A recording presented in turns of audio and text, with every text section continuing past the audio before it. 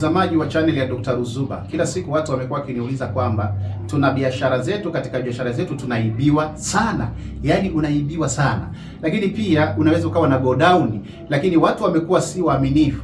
Wanaiba pia humo. Hata ukiweka mlinzi badala alinde, na yeye anaanza kula madili kuiba. Inawezekana ni shambani kwako. Unaweza ukalima vizuri, lakini mazao yakawa yanaondoka bila wewe kujua. Sasa leo nakuletea mbinu za kizamani, tuseme mbinu za tangu enzi na enzi, tangu wakati wakina Farao na Musa. Wakati huo wakina Balaam walikuwa na elimu hiyo, kwa sababu waliitoa kwa Mungu, elimu ya kujilinda kutumia viumbe vingine. Lakini pia tunajifunza hata babu zetu kina Ruzuba walikuwa na mavitu ya ulinzi. Lakini tukiacha hao kina babu zetu, hata tukija tu kwa huyu chifu, nani huyu alikuwa huku kwa watani zangu wa haya, chifu Rumanyika, yeye alikuwa analindwa na simba mlangoni kwake. Ukienda na nia mbaya, simba anakularua pale pale. Ukiwa hauna nia mbaya, unapita, hakuna shida yoyote. Sasa mimi nakuonyesha leo nyoka ambaye anawekwa kwenye shamba. Hebu mtoe watu wamuone. Utakaona ni kadogo, lakini ni kubwa sana, akiwa amewekwa kwa ajili ya kazi. Hapa anaonekana ni mdogo. Tunakuwekea koboko, unachagua nyoka mkali, koboko ama swila. Tunakuwekea pale kwenye biashara yako, iwe ni shambani. Mtu hawezi kuiba mazao, yaani akivunja tu namna hii anakutana naye amesimama pale pale saizi yake, halafu anapumua namna hii, macho mekundu. Lazima yule mtu akimbie sana na hataweza kurudi tena pale. Halafu huyo mwizi ndo atakuwa mpasha habari huko mtaani kwamba jamani, ukienda kuiba kwa fulani ujipange kukutana na habari mbaya.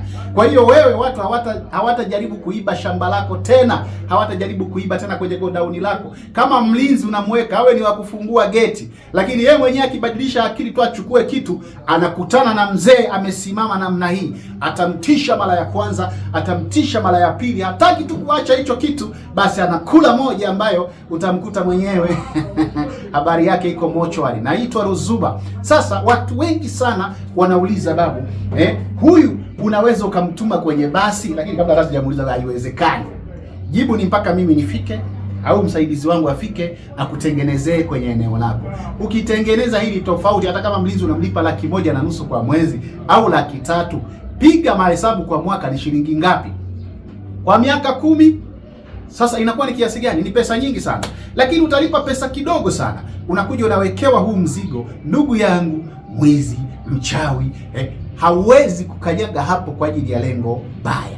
Utaweza kulala mlango, kama ni dukani unaweza kulaza mlango wazi. Unasema kama mwizi sasa aje, ila atakachokiona pale basi ataenda kusimuliana kwa vibaka wengine. Watakapokuta mlango uko wazi, wataona ni kama vile umewawekea mtego ili wakutane na hicho kitu. Hawatajaribu tena. Bwana babu, hebu waambie kidogo wasikie mambo ya huyu. Wanasema mdogo sana, mbona yeye akikua sana. Yaani ukiweka pale dukani moja kwa moja, yaani anapovingia tu jamaa lazima akutane naye, ni kugonga moja kwa moja na kufarikia hapo hapo. Shida yako nini? Bwana sisi tuko hapa kwa ajili ya kukupa maarifa. Wezi wanaturudisha nyuma sana maendeleo yake. Tutakapoweka hivi kitu chetu, kitamuonya mara ya kwanza, kinamtisha, ondoka bwana, hataki. Ya pili, ondoka bwana. Hata askari huwa wanamuonya mtu, bwana weka chini silaha, hataki. Wanapiga juu, hataki. Anakula sasa ya Naitwa Ruzuba. Sisi hatuna porojo nyingi. Unanisikia vizuri? Watu wa Pwani, Dar es Salaam, wapi? Hapa tuko ofisini kwetu. Popote pale ambapo upo, wasiliana na sisi ili tukusaidie, tukupe maarifa. Shida itakayofanya tusifike kwako ni nauli tu, lakini kama nauli ipo, popote tunafika. Acha kuteseka, acha kuhangaika. Maarifa ndipo yalipozaliwa. Follow tuwe wengi, tukupe maarifa zaidi. Asanteni sana.